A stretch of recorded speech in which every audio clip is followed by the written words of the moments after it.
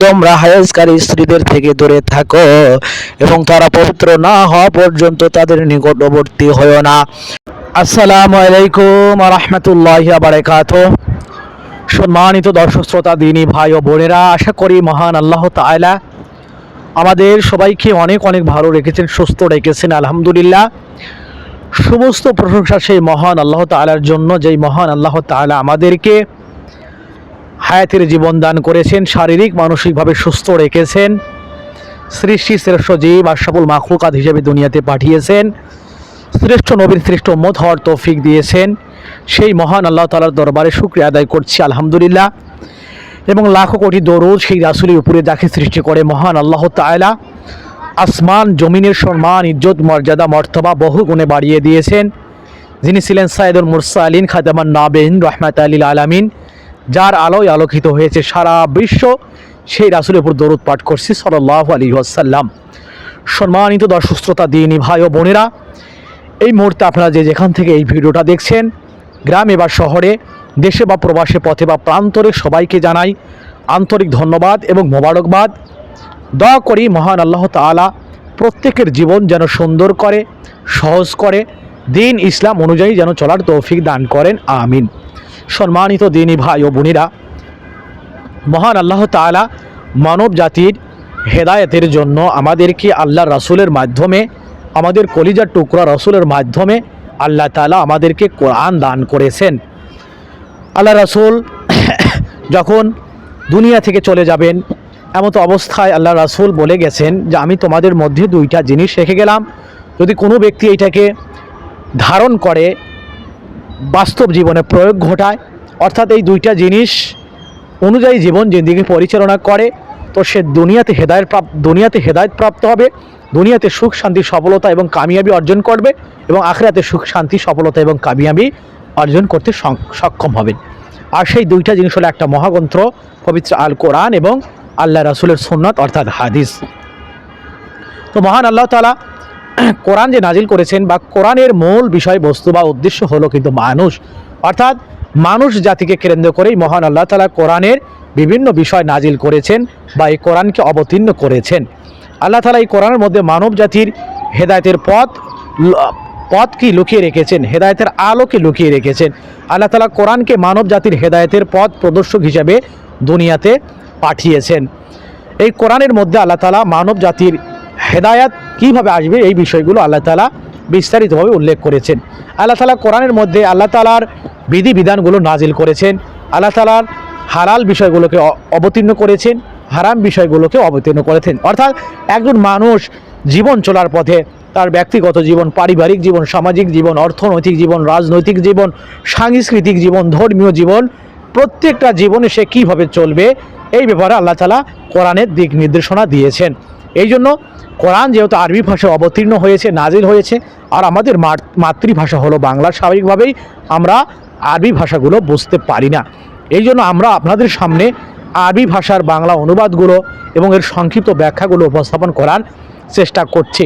যদিও দিনের ব্যাপারে আমাদের জ্ঞান একেবারেই সংকীর্ণ, যদিও আমরা অজ্ঞ বা মূর্খ, এবং বিশেষ করে কোরআন তেলাওয়াত আমাদের খুব একটা সই নেই, তারপরেও আমরা নেক নিয়তে শুধুমাত্র দিন প্রচারের উদ্দেশ্যে মানুষকে একটা মেসেজ দেওয়ার জন্য, অর্থাৎ আল্লাহ তাআলা যে মানুষকে কি বলতে চাচ্ছেন, কোরআনে মহান আল্লাহ তাআলা মানুষের ব্যাপারে কি কি বলতে চেয়েছেন বা বলেছেন, এই বিষয়গুলো মানুষের মধ্যে বাংলায় উপস্থাপন কি করার চেষ্টা করছি। তো আপনাদের বিশেষভাবে অনুরোধ করব যে আপনারা বিশেষভাবে বাংলা অনুবাদ এবং সংক্ষিপ্ত ব্যাখ্যার দিকে বেশি মনোযোগ এবং গুরুত্ব দেওয়ার চেষ্টা করবেন, এবং আমাদের জন্য দোয়া করবেন, আমরা যেন পবিত্র কোরআন সহিহ শুদ্ধভাবে তেলাওয়াত করে এর শাব্দিক বঙ্গা অনুবাদ এবং এর সংক্ষিপ্ত ব্যাখ্যাগুলো যেন আমরা সুন্দরভাবে, সুস্পষ্টভাবে এবং নির্ভুলভাবে আপনাদের সামনে উপস্থাপন করতে পারি। এজন্য বিশেষভাবে আমাদের জন্য কি দোয়া করবেন। তো আমরা ইতিমধ্যে সূরা আল বাকারার অনেকগুলো পর্ব আমরা অতিক্রম করে ফেলেছি। যদি আপনারা কেউ সেই পর্বগুলো না দেখে থাকেন, দিন শিক্ষার উদ্দেশ্যে, দিন শিক্ষা গ্রহণ করার উদ্দেশ্যে এবং দিন প্রচারের উদ্দেশ্যে, নিজের ঈমান আমল কীভাবে মজবুত হয়, খাঁটি হয়, এই উদ্দেশ্যে, বলে আখিরাত কীভাবে সুন্দর হয়, এই উদ্দেশ্যে আপনারা চাইলে পূর্বের ভিডিওগুলো কি দেখতে পারেন। এবং আমরা নিয়মিত ইনশাআল্লাহ কোরআনের শাব্দিক অনুবাদ এবং সংক্ষিপ্ত ব্যাখ্যা আপনাদের সামনে উপস্থাপন করার নিয়ত করেছি। তো আমরা নিয়মিত আপনাদের মাঝে ভিডিও দিয়ে যাচ্ছি, যদিও আমাদের ভিডিও কোয়ালিটি খুব একটা ভালো নয়, তারপর আমরা চেষ্টা করছি যতটুকু সম্ভব এটাকে ভালো করা যায়। তো ইনশাআল্লাহ আপনাদেরকে অনুরোধ করব শেষ পর্যন্ত ভিডিওগুলো দেখবেন, দিন পৌঁছার উদ্দেশ্যে ভিডিওগুলো শেয়ার করবেন, এবং যদি ভিডিওর মধ্যে কোনো ভুল ত্রুটি থেকে থাকে তো অবশ্যই আমাদেরকে ধরিয়ে দিবেন, এবং কি কমেন্ট বক্সে আপনার মূল্যবান মতামত জানাতে ভুলবেন না। তো চলুন আমরা কথা না বাড়িয়ে মূল আলোচনায় প্রবেশ করি, এবং আবারও বলছি যে আপনারা শাব্দিক বাঙ্গানুবাদ এবং সংক্ষিপ্ত ব্যাখ্যার দিকে বেশি মনোযোগ হওয়ার চেষ্টা করবেন। তো মহান আল্লাহ তাআলা আমাদের সবাইকে সঠিক বুঝ দান করুক, আমরা যেন দিন শিখতে পারি, আমরা যেন আল্লাহ রসুলের বিধিবিধানকে পরিপূর্ণভাবে আঁকড়ে ধরতে পারি। আল্লাহ তাআলা সেই তৌফিক দান করুক, আমিন। আলহামদুলিল্লাহ সুম্মা আলহামদুলিল্লাহ। ইনশাআল্লাহ আজকে আমাদের আলোচনা 220 নম্বর আয়াত থেকে শুরু হবে। আজকের আলোচনা 220 নম্বর আয়াত সূরা আল বাকারা। সবাইকে অনুরোধ করব ভিডিওটা শেষ পর্যন্ত দেখবেন, দিন প্রচার উদ্দেশ্যে ভিডিওটা শেয়ার করে দিবেন, এবং সংক্ষিপ্ত অনুবাদ এবং ব্যাখ্যার দিকে বেশি মনোযোগী হওয়ার চেষ্টা করবেন ইনশাআল্লাহ। আউযু বিল্লাহি মিনাশ শাইতানির রাজীম। বিসমিল্লাহির রাহমানির রহিম। ফিদ দুনিয়া ওয়াল আখিরাতি ওয়া ইয়াসআলুনাকা আনিল ইয়াতামা قل إصلاح لهم خير وإن تخالطوهم فإخوانكم والله يعلم المفسد من المصلح ولو شاء الله لأعنتكم إن الله عزيز حكيم।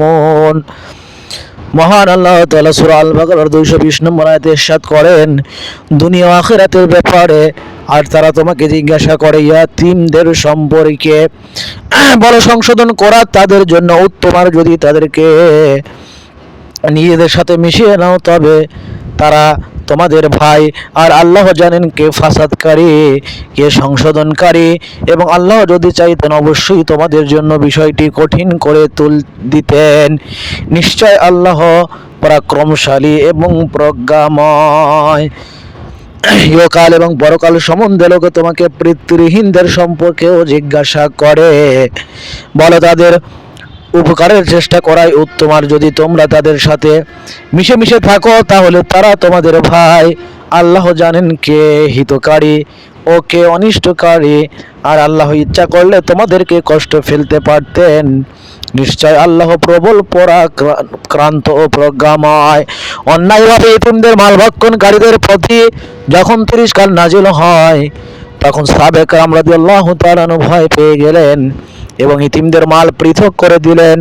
এমনকি পানাহারের কোনো কিছু অবশিষ্ট রয়ে গেলে তাও এই ভয়ে ব্যবহার করতেন না যে আমরা যেন আল্লাহ কর্তৃক নাজিলকৃত শাস্তির উপযুক্ত এবং তিরস্কারের শামিল না হয়ে যায়, ফলে তা খারাপ হয়ে যেত। এই কারণে আয়াত নাজিল হলো। ইবনে কাসির অর্থাৎ উপকারের শ্রেষ্ঠ ও সৎ উদ্দেশ্য তাদের মালকে তোমাদের মালের সাথে মিশিয়ে নেওয়ার অনুমতি দিতেন না। আর আল্লাহ তাআলা 221 নম্বর আয়াতে ইরশাদ করেন,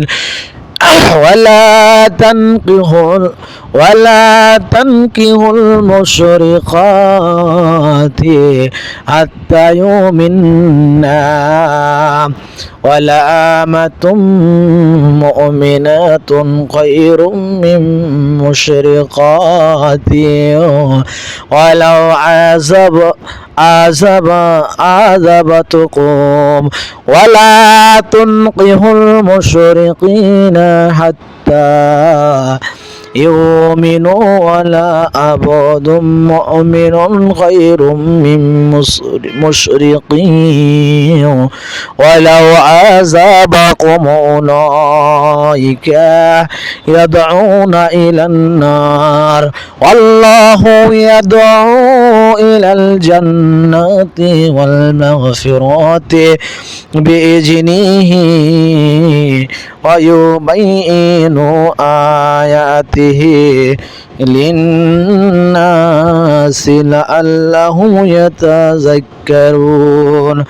আর আল্লাহ তাআলা বলেন, আর তোমরা মুশরিক নারীদের বিয়ে করো না যতক্ষণ না তারা ঈমান আনে, এবং মুমিন দাসী মুশরিক নারীর চেয়ে নিশ্চয় উত্তম, এবং মুমিন দাসী মুশরিক নারীর চেয়ে নিশ্চয় উত্তম, যদিও সে তোমাদেরকে মুগ্ধ করে। আর মুশরিক পুরুষদের সাথে বিয়ে দিও না যতক্ষণ না তারা ঈমান আনে, আর একজন মুমিন দাস একজন মুশরিক পুরুষের চেয়ে উত্তম, যদিও সে তোমাদেরকে মুগ্ধ করে। তারা তোমাদের আগুনের দিকে আহ্বান করে, আর আল্লাহ তার অনুমতিতে তোমাদেরকে জান্নাত ও ক্ষমার দিকে আহ্বান করেন, এবং মানুষের জন্য তার আয়াতসমূহ স্পষ্ট রূপে বর্ণনা করেন, যাতে তারা উপদেশ গ্রহণ করতে পারে। অংশীবাদী রমণী যে পর্যন্ত না ইসলাম ধর্মে বিশ্বাস করে তোমরা তাদেরকে বিবাহ করো না।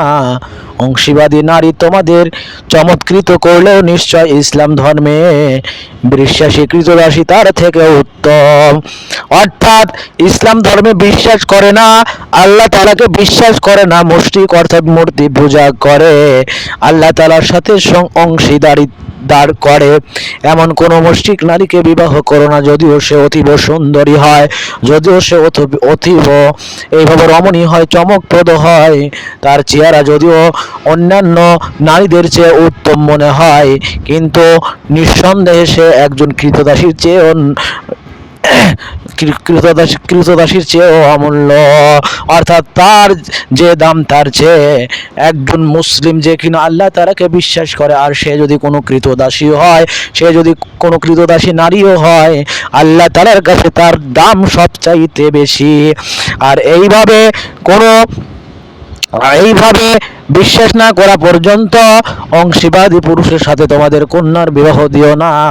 অর্থাৎ যারা মূর্তি পূজা করে, অর্থাৎ মুশরিক, আল্লাহ তাআলার সাথে অংশীবাদী করে, অংশীদারিত্ব করে, এমন পুরুষের সাথেও তোমাদের নারীদের, তোমাদের কন্যাদের, তোমাদের বোনদেরকে বিবাহ দিও না, যদিও সে তোমাদেরকে চমৎকৃত করলেও, অর্থাৎ ইসলাম ধর্মে বিশ্বাসী কৃতদাস তার থেকে উত্তম।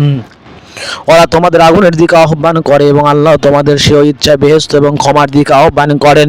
তিনি মানুষের জন্য স্বীয় নিদর্শন সমূহ সুস্পষ্টভাবে ব্যক্ত করেন, যাতে তারা তা থেকে উপদেশ গ্রহণ করতে পারে। অংশবাদী রমণী বা মুশরিক নারী বলতে এখানে মূর্তি পূজক নারীদেরকে বোঝানো হয়েছে, কেননা আহলে কিতাব ইহুদি এবং খ্রিস্টান নারীদের সাথে বিবাহ করার অনুমতি কোরআন দিয়েছে। অবশ্য কোনো মুসলিম নারী বিবাহ কোনো আহলে কিতাব পুরুষের সাথে হতে পারে না, পরন্তু ওমর রাদিয়াল্লাহু তাআলা আনহু কোনো সৎ উদ্দেশ্য ইহুদি এবং খ্রিস্টান নারীদের সাথে বিবাহ পছন্দ করতেন না। ইবনে কাসির আলোচ্য আয়াতে মুমিনদেরকে কেবল ঈমানদার পুরুষ এবং নারীদের পরস্পর বিবাহ দেওয়ার উপর তাগিদ করা হয়েছে, এবং দিনকে দৃষ্টিচ্যুত করে কেবল রূপ সৌন্দর্যের ভিত্তিতে বিবাহ করাকে আখিরাতের জন্য বরবাদি সাব্যস্ত করা হয়েছে। যেমন হাদিসে নবী করিম সাল্লাল্লাহু আলাইহি ওয়াসাল্লাম চারটি জিনিসের ভিত্তিতে মহিলাদেরকে বিবাহ করা হয়: মাল, বংশ এবং সৌন্দর্য, এবং দিনের ভিত্তিতে তোমরা দিনদার মহিলা নির্বাচন করো। বুখারী 5090 নম্বর হাদিস, মুসলিম 1466 নম্বর হাদিস। অনুরূপ তিনি পুণ্যময় সৎশীলা মহিলাকে দুনিয়ার সবচেয়ে শ্রেষ্ঠ সম্পদ গণ্য করেছেন। তিনি বলেন, সবচেয়ে শ্রেষ্ঠ সম্পদ হলো পুণ্যময়ী নারী। মুসলিম 1467 নম্বর হাদিস। আর আল্লাহ তাআলা 222 নম্বর আয়াতে ইরশাদ করেন, ওয়া ইয়াসআলুনাকা আনিল মাহিদ قل هو آذان فاعتزلوا النساء في المهيد ولا تقربوهن حتى يطهرن فإذا تطهرن فاتوهن من حيث أمركم الله إن الله يحب التوابين ويحب المتطهرين। আর আল্লাহ তাআলা বলেন, আর তারা তোমাকে হায়েজ সম্পর্কে প্রশ্ন করে, বলে তা কষ্ট, সুতরাং তোমরা হায়েজকারী স্ত্রীদের থেকে দূরে থাকো, এবং তারা পবিত্র না হওয়া পর্যন্ত তাদের নিকটবর্তী হয়ো না।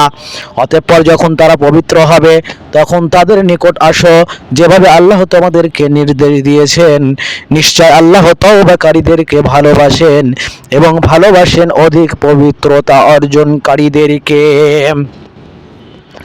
লোকে রজস্রাব সম্পর্কে জিজ্ঞাসা করে, তুমি বলো তা অশুচি, সুতরাং তোমরা রজস্রাবকালে স্ত্রী সঙ্গ বর্জন করো, স্ত্রী সহবাস বর্জন করো, স্ত্রীদের সাথে মেলামেশা বর্জন করো, এবং যতদিন না তারা পবিত্র হয় সহবাসের জন্য তাদের নিকটবর্তী হয়েও না। অতঃপর যখন তারা পবিত্র হয় তখন তাদের নিকট ঠিক সেই পথে গমন করো যে পথে আল্লাহ তোমাকে নির্দেশ দিয়েছেন।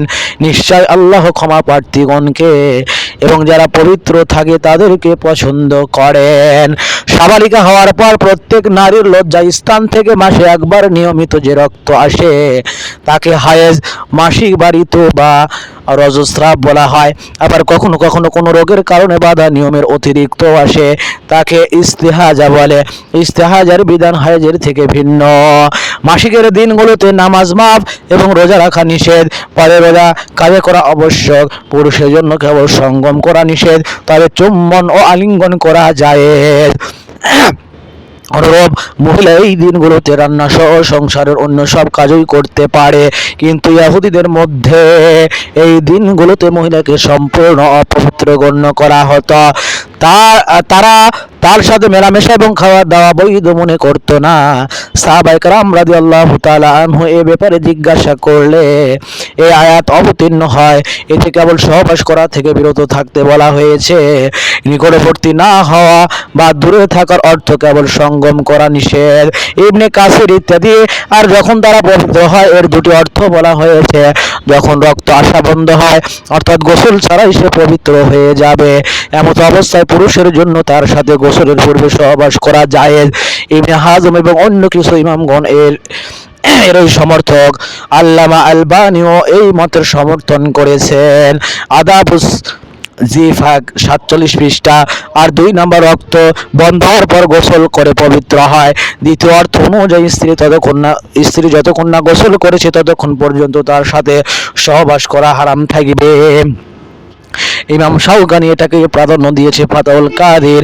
আমাদের নিকট দুটো আমলই গ্রহণযোগ্য, তবে দ্বিতীয়টি প্রাধান্য পাওয়ার অধিক যোগ্য। যে পথে নির্দেশ দিয়েছেন অর্থাৎ জনিপথে, কারণ মাসিক অবস্থায় এই জনিপথই ব্যবহার করতে নিষেধ করা হয়েছিল, তাই এখন পবিত্র হওয়ার পর যার অনুমতি দেওয়া হচ্ছে সেটা এই জনিপথ ব্যবহার করারই অনুমতি, কোনো অন্য পথের নয়। এ থেকে দলিল গ্রহণ করা হয়েছে যে মহিলার পায়ুপথ অর্থাৎ মলদ্বার ব্যবহার করা হারাম, যেমন হাদিসে এই বিষয়কে আরো পরিষ্কারভাবে বর্ণনা করা হয়েছে। তো আজকের আলোচনা থেকে এটা স্পষ্ট প্রতীয়মান হয় যে 1 নাম্বার সেটা হলো কোনো পুরুষ এবং কোনো নারীকে এইভাবে মুশরিকদের সাথে বিবাহ দেওয়া যাবে না। যদিও সে দেখতে চমকপ্রদ হয়, যদিও সে শিক্ষার দিকে এগিয়ে থাকে, যদিও তার চাকরি ভালো হয়, ব্যবসা ভালো হয়, যদিও সে দুনিয়ার লাইনে বড় সম্পদশালী হয় বা বড় মর্যাদাশীল হয়, যদিও তার টাকা পয়সা গাড়ি বাড়ির ইত্যাদির অভাব না থাকে, হোক সে পুরুষ অথবা নারী, পুরুষের সাথে বলে তাকে বিবাহ দেওয়া যাবে না। বলে তার অপেক্ষা একজন গোলাম দাস ও আল্লাহ তাআলার কাছে অত্যন্ত দামি এবং মর্যাদাশীল। একইভাবে একজন দাস নারীও আল্লাহ তাআলার কাছে অনেক মর্যাদাশীল এবং দামি। কাজেই বিবাহের ক্ষেত্রে এই বিষয়গুলো আমাদের লক্ষ্য রাখতে হবে। আমাদের বর্তমান সময় অনেক সময় দেখা যায় যে একজন ইসলাম ধর্মের অনুসারী হোক ছেলে অথবা মেয়ে, অনেক সময় বিধর্মী যারা মুশরিক অর্থাৎ মূর্তি পূজা করে বলে তাদের সাথে বিবাহ বন্ধনে আবদ্ধ হয়। এমনকি আমাদের সমাজে অনেক সময় দেখতে পারি তারা একই ছাদের নিচে একই ঘরের মধ্যে তারা এইভাবে বছরের পর বছর সংসার করে। বলে তারা তো সংসার করে না, মূলত তারা জেনা আর ব্যয় বিচার করে তারা সংসার চালিয়ে যাচ্ছে। তো এই বিষয়গুলো থেকে অবশ্যই আমাদের বিরত থাকতে হবে। আর পরের আয়াতে আল্লাহ তাআলা জানিয়ে দিলেন স্ত্রীদের সাথে মেলামেশা করার যে নিয়ম পদ্ধতি তরিকা, যখন তারা অপবিত্র হয়, হায়েজ নিপাতের সম্মুখীন হয়, বলে তাদের সাথে কিছুদিন মেলামেশা বন্ধ রাখতে হবে। এই মেলামেশা তাদের সাথে করা যাবে না, এটা করলে হারাম হয়ে যাবে। কিন্তু যখন তারা পবিত্র হয়ে যাবে, মাসিক বন্ধ হয়ে যাবে, যখন পবিত্র হয়ে যাবে তখন তাদের সাথে সহবাস করতে আর কোনো দোষ নেই। তো এই বিষয়গুলো খেয়াল রাখতে হবে। আমাদের সমাজে হয়তো অনেক মানুষ এরকম থাকতে পারে যারা এই যে আল্লাহ তাআলার বিধান অর্থাৎ হায়েজ চলাকালীন, মাসিক চলাকালীন স্ত্রী সঙ্গম নিষিদ্ধ করা হয়েছে, বিরত থাকতে বলা হয়েছে। অনেক সময় হয়তো অনেক পুরুষ অথবা নারী এই বিষয়গুলো লক্ষ্য না রেখে বা এই আল্লাহ তাআলার বিধানকে অমান্য করে এই সময় অনেক সময় সহবাস করে থাকতে পারে। ফলে এটা কিন্তু চরম হারাম কাজ হবে, গর্হিত কাজ হবে এবং চরম সীমা লঙ্ঘন হবে। এই জন্য যে মহান আল্লাহ তাআলা আমাদেরকে এই অফুরন্ত নিয়ামত দিলেন, এই নিয়ামতের শুকরিয়া শুরু করেও আল্লাহ তাআলার এই বিধানকে পরিপূর্ণভাবে বাস্তবায়ন করতে হবে এবং আমলের মাধ্যমে প্রয়োগ ঘটাতে হবে, বাস্তবায়ন করতে হবে, নিজেদের আমলের মাধ্যমে এটাকে দেখাতে হবে। তো মহান আল্লাহ তাআলা আমাদের সবাইকে সঠিক বুঝদান করুক। আমরা যারা আল্লাহ তাআলার হুকুম এবং রাসূলের সুন্নাত তরিকায় পরিপূর্ণ জীবন জিন্দেগি পরিচালনা করতে পারে, মহান আল্লাহ তাআলা আমাদের সবাইকে সেই তৌফিক দান করো। ভিডিওটি ভালো লাগলে অবশ্যই শেয়ার করবেন, পরবর্তী ভিডিও পাওয়ার জন্য আমাদের সাথেই থাকবেন। সবাইকে অসংখ্য ধন্যবাদ। আসসালামু আলাইকুম ওয়া রাহমাতুল্লাহি ওয়া বারাকাতুহু।